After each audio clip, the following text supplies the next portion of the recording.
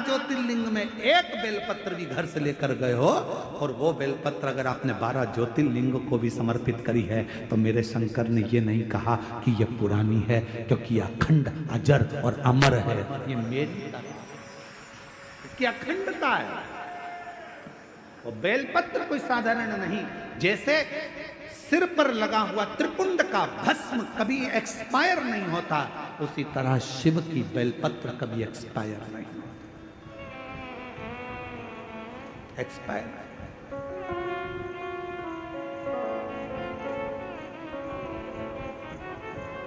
इसलिए आप लोगों से निवेदन करते हैं,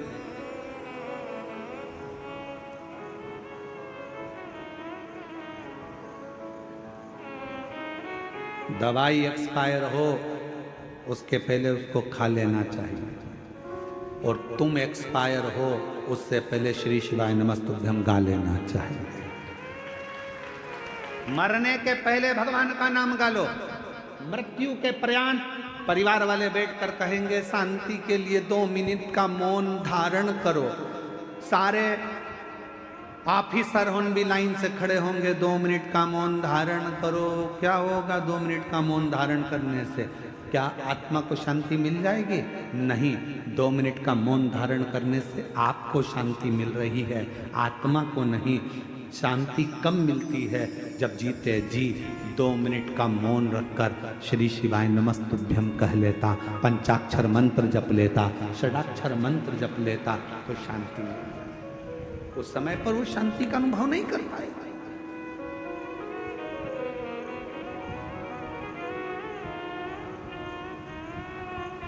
जो शांति का अनुभव चाहिए था वो ना कर पाए।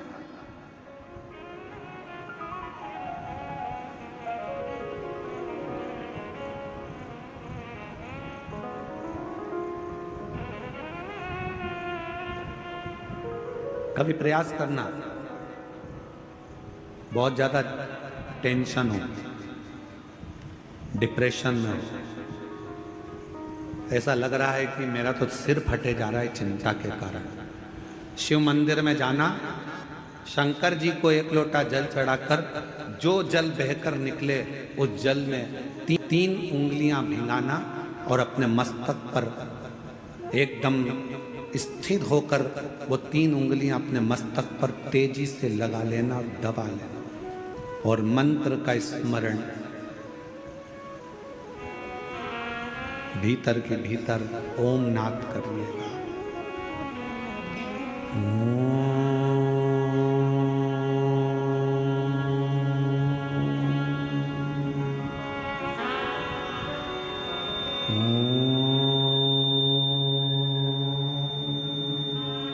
भीतर नाद। चलो एक प्रैक्टिकल करके देखते हैं। अपना सीधा हाथ लो, हृदय से विचार करो कि मैं शंकर भगवान को जल चढ़ा रही हूं 1 लोटा। जमीन पर उस हाथ का स्पर्श करो। अभी की अभी देखो, जितने बैठे हो सब, और बिल्कुल स्थिर रहकर जमीन का स्पर्श कर 3 उंगलियां लीजिए हाथ में, और अपने मस्तक पर बिल्कुल दबाकर नेत्र बंद करिए, एकदम सटीक बैठिए, स्तुप, और सबको बोलना है 3 बार ओम का नाद अच्छी तेजी में, अंदर से बोलना है, बाहर से नहीं, चिल्लाना नहीं है, नाद करिए। सिर में दबाओ 3 उंगली को और बोलना प्रारंभ करो। छत्तीसगढ़ के ही रायगढ़ जिले के अंतर्गत गहिरा एक गांव है, सुना है नाम कि नहीं सुना? जम के तो बोलो, कौन सा गांव? गहिरा। वहां वनवासी क्षेत्र में एक बालक का जन्म हुआ जिनका नाम था रामेश्वर, और आज पूरा क्षेत्र छत्तीसगढ़ उनको गहिरा गुरु के नाम से जानता है। जानते हो आप लोग? अरे जम के तो बोलो, गहिरा। वनवासी क्षेत्र, आदिवासी क्षेत्र,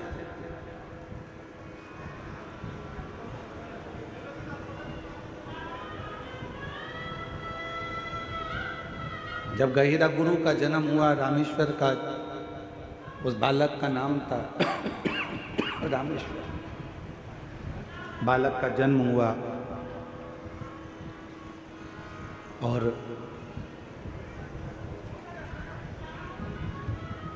गहिरा गुरु जब छोटे थे, बाल्यावस्था थी, बचपन था, एकांत में एक पेड़ के नीचे बैठ जाते थे।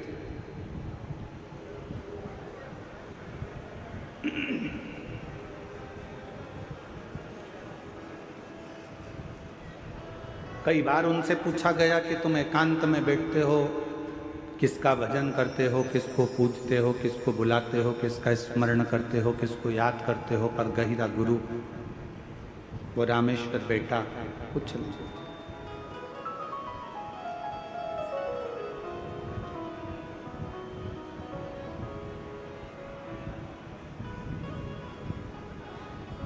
एक दिन पिताजी ने सूचना कराई गांव के व्यक्ति से कि मेरा बेटा रामेश्वर नहीं दिख रहा, और मेरे बेटे रामेश्वर को जरा देखकर बोलना कि पिताजी ने कहा है कि एक लकड़ी लेकर आना, और लकड़ी की जरूरत है, अभी घर के अंदर एक औजार बनाना है, हल बनाना है, लकड़ी की जरूरत थी, बेटे से कह दो।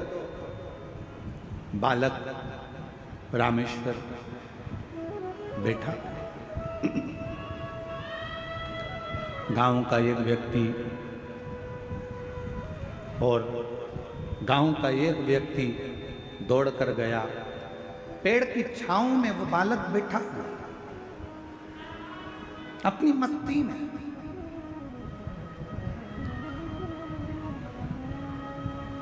अपनी अलमस्ती में बैठा हुआ, और गांव का व्यक्ति दौड़ कर गया और जाकर कहा, अरे रामेश्वर, ओए रामेश्वर। छोटे बालक को आवाज लगाई, आवाज लगाकर कहा कि तुम्हारे पिताजी ने लकड़ी मंगवाई है, बस साधना कर रहे थे, किसी को नहीं मालूम था कि किसकी साधना करते थे। वो तो जब मालूम पड़ा कि उनके मुख से शिव नाम निकलता गया, शिव नाम। एक लकड़ी उठाई, बड़ी विशाल, ले जाकर आंगन में रख दी, अंदर चले गए। पिताजी ने देखा इतनी विशाल लकड़ी, बेटे की उम्र तो छोटी सी है, उम्र भी कम है, हाइट भी कम है, और लकड़ी लाया इतनी बड़ी उठाकर। यही छत्तीसगढ़ की कथा है, यही रायगढ़ जिले की कथा है, और ये बहुत पुरानी कथा नहीं है।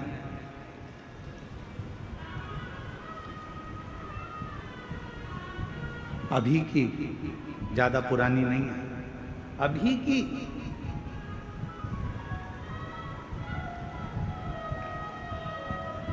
शायद 1905 में उनका जन्म हुआ, और 1996 में शायद ऐसा स्मरण में होगा, हो सकता है आगे पीछे हो हमारे ध्यान, और आगे पीछे भी हो सकता है, हम इतना पक्का नहीं कह सकते।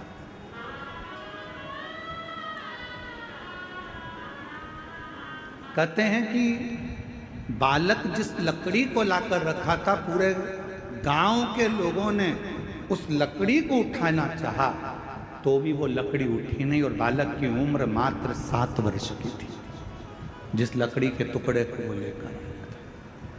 अब पिता को चिंता व्यापी, मेरे बेटे में ऐसा क्या है कि मेरा बेटा एक लकड़ी को उठा कर लिया है और पूरे गांव के लोगों से वो लकड़ी नहीं उठ रही है। चिंता व्यापने लगी उनको, चिंता लगने लगी।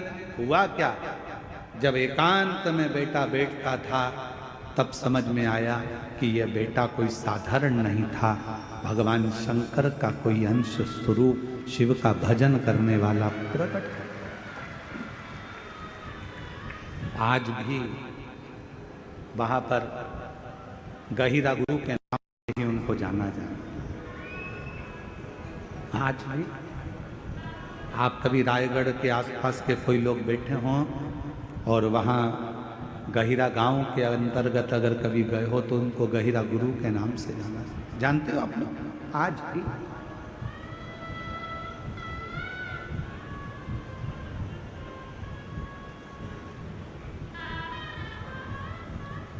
सबको सीख देते थे, संस्कृत पढ़ो, विद्याध्ययन करो, मांस का त्याग करो, पशुओं की बलि नहीं देना।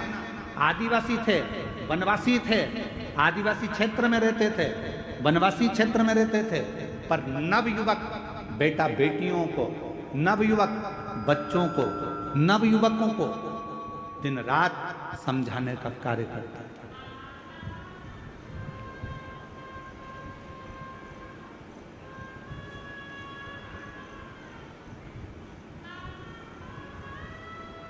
प्रत्येक को समझाना, प्रत्येक को उपदेश देना, ये उनका काम था। और महाराज दुनिया के लोग नहीं पहचान पाए गहिरा गुरु को, रामेश्वर गहिरा गुरु को। वो तो उनकी निगाह में था कि बच्चा है, फिर बड़ा हो गया। लोग उनको कह देते थे, बताओ इसमें कहाँ विवेक, बताओ क्या करता रहता है। कहीं किसी को समझाएगा, कहीं किसी को समझाएगा, मांसाहार मत करो, ये मत करो, वो मत करो, वो मत करो, सबको समझा रहा है, सबको समझा रहा है, सबको उपदेश दे रहा है। शिव का भक्त, शंकर का उपासक संसार में जब भी जन्म लेता है वो अपना काम पूरा कर कर शंकर के ही धाम में चला जाता है। फिर दुनिया उसको पहचान पाए चाहे ना, दुनिया उसको पहचाने ना पहचाने, ये उसको।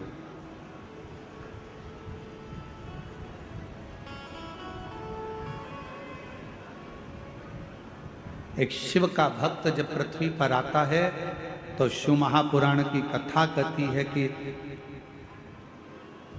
शास्त्र कहता है शंकर भगवान का कोई भक्त, शंकर की आराधना करने वाला, शिव की उपासना करने वाला जब मृत्यु लोक में आता है तो उसको 33 कोटि देवता भी पुष्पों की वर्षा कर कर उसका जन्म देते हैं पृथ्वी पर। और जब वो संसार सागर से जाता है तो भी देवता 33 कोटि देवता उसके लिए दुमदुमियां बजाते हैं। जगत गुरु शंकराचार्य जी, जिन्होंने भारत की भूमि का ही नहीं पूरे राष्ट्र को अपनी विद्वत्ता से गौरवान्वित किया था। छोटी सी अवस्था थी जगत गुरु शंकराचार्य जी की, और छोटी सी अवस्था से शिव के प्रति विश्वास, भरोसा, स्मरण, भजन, मंत्र जाप, ये समझाना, ज्ञान देना।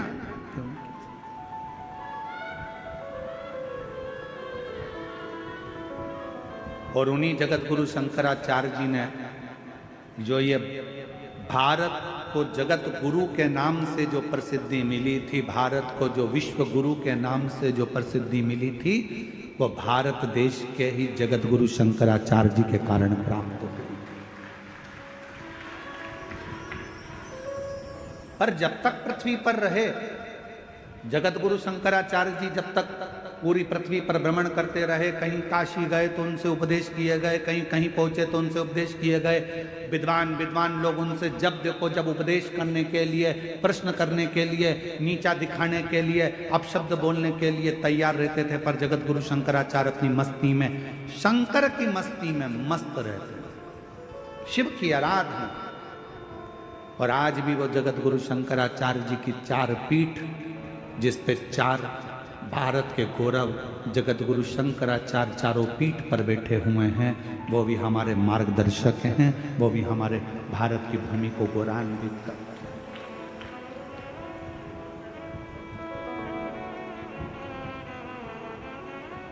हैं। शिव का एक अंश है, शिव का एक रूप है।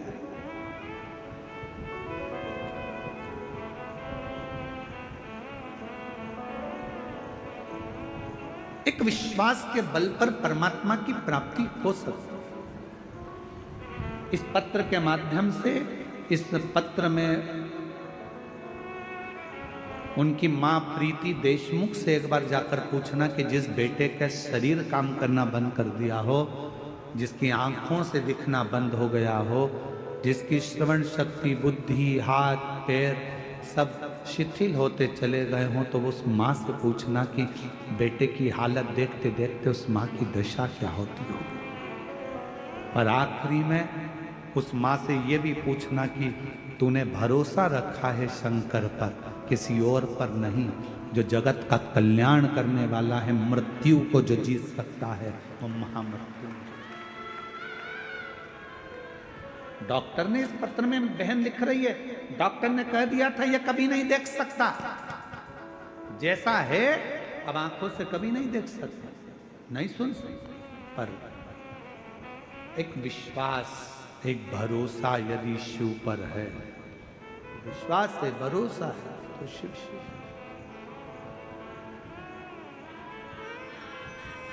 आप किसके भरोसे पर आए हो यहाँ कथा सुनने के लिए?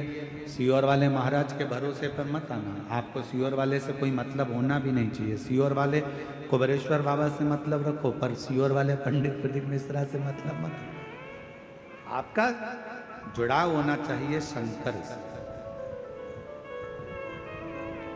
जगत गुरु शंकराचार्य जी ने अपने से नहीं जोड़ा लोगों को, जगत गुरु शंकराचार्य जी ने शंकर से जोड़ा दुनिया क्या।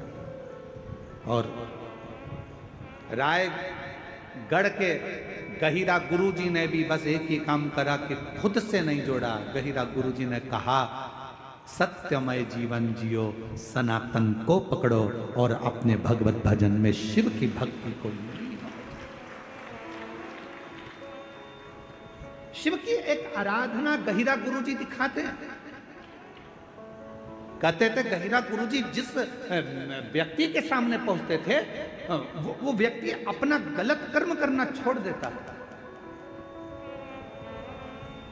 एक बार मालूम पड़ा गहिरा गुरु जी को अवस्था हो गई युवानी की। किसी ने कहा कि पास के गांव में बहुत लोग उत्पात मचाते हैं, वहां पर सुना है कि कोई भूत रहता है, कोई प्रेत रहता है, कोई पलित रहता है।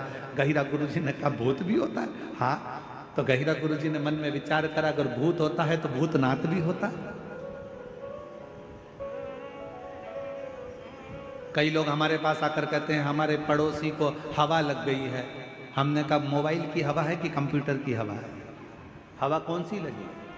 कहा कोई प्रेत हवा लग गई। फिर किसी ने कहा कोई हवा लग गई, प्रेत लग गया, भूत लग गया।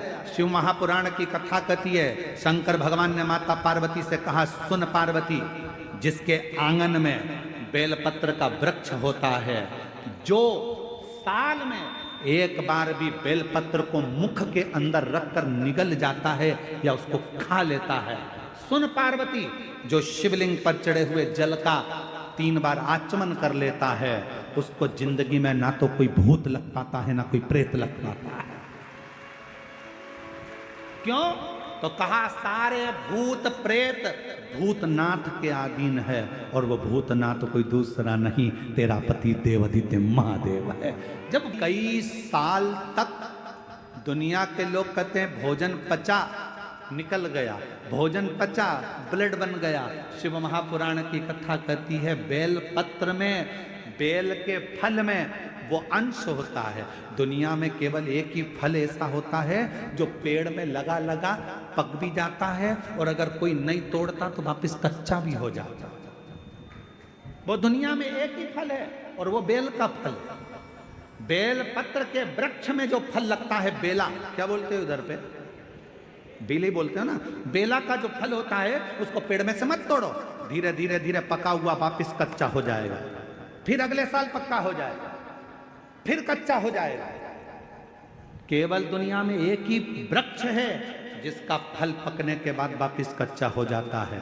केवल एक बेलपत्र का पत्ता ऐसा होता है जो शरीर में सालों साल तक अगर जो खा लेता है, शरीर में वो शिव के रूप में विराजमान हो जाता है, अटल अजर और अमर रह जाता है, तो समाप्त नहीं होता,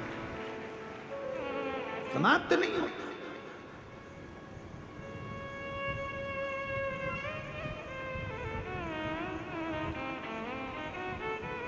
जैसे भस्म की कोई एक्सपायर डेट नहीं होती। होती है क्या? अरे जम के तो बोलो। तुम्हारे घर में लकड़ी जलाई, तुमने भस्म तैयार करी, चूल्हा जलाया, कंडा जलाया, गोबरी जलाई और तुमने जो राख तैयार करी, कोई तुमसे पूछे राख कब एक्सपायर होगी? राख की, भभूति की, भस्म की कोई एक्सपायर डेट नहीं होती।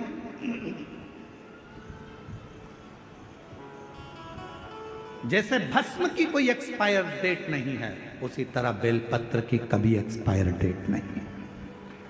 बेलपत्र का कोई एक्सपायर डेट नहीं है।